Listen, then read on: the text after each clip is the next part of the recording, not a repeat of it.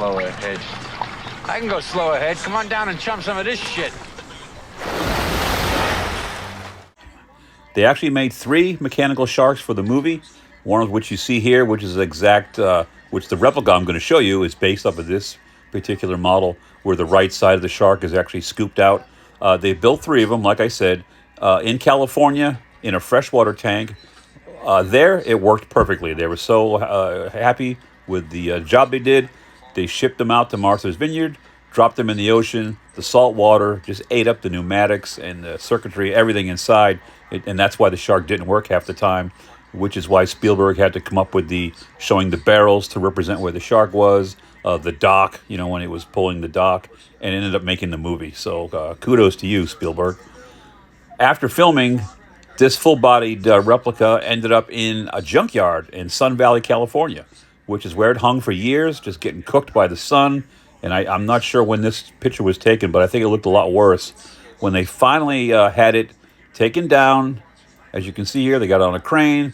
They're going to load Bruce up and send him over to Greg Nicotero's K&B Studios. Now, Greg Nicotero, you may know, started off working for Sam Raimi on the Evil Dead, and then became famous for all of these special effects in The Walking Dead and other series. That's Greg there, second from the left. So him and his team went ahead and totally refurbished the shark and saved it from top to bottom. And here's where it hangs right now to this day in the Academy Museum of Motion Pictures, where you can go and see Bruce. So fantastic job. Kudos to you, Greg Nicotero, and your team. Now let's take a look at the replica. Okay, so here's the packaging. Well, not the packaging, but the box from Big Bad Toy Store. I got this a couple days ago. However, some of you may or may not know, I was a little tied up, so to speak, this weekend. So here he is today. Let's get the thing open and take a look at Bruce in all his glory. All his small mechanical glory. Never have a problem with packing from Big Bad Toy Store. They seem to be the best so far at actually protecting your stuff. This thing is small. Wow. Let me get the box out of the way. Sorry about the camera wobble there. It's on a little. Let's zoom right in.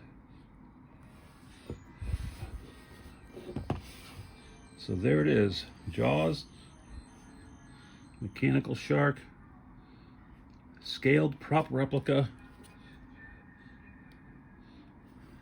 and there's a product shot of it. And so let me see if I can. It's got some more tape on it. Okay, I'll play along. This one there. This one there. Let me tilt the camera down a little bit more. Thank you. So we can see what we can see. So out of the packaging. So there he is, quickly inside a plastic cover, but it's small. Like I said, it's about 5 inches long. Let's see if we can get him. I know there's some sort of stand in there. Hold on. Doing this obviously live on camera, so bear with me. There's a Jaws, the base plate taped to the bottom of the stand. Let's get that out, because we will be displaying it on this. I don't want to rip it if I don't have to. Looks like I have to cut it.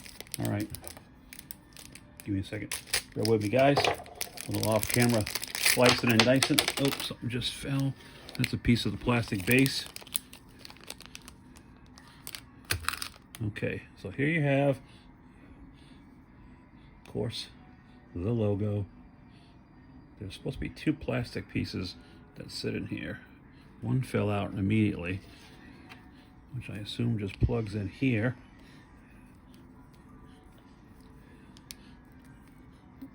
Again, doesn't want to go quietly. Putting up some resistance. Hold on. Tell you what, let me do all this off camera, get this thing together. I gotta find the other piece. Oh, it's inside the box. Okay, there it is. All right, so this one really didn't want to go in. All right, let me put this base together. It should be very simple, right, on camera. And I'll be right back. Hold on. Stay tuned. That was fun. You wouldn't believe how, well, obviously there's two different sizes because the neck and head of the shark goes on the wider part, but I had a hell of a time getting this small one. It's not even still quite level all the way like this one is, but it's in there enough, and it is tight fit. So pretty basic stuff here. On the back, we got the Universal City stuff. So they probably sold this at Universal Studios at one point.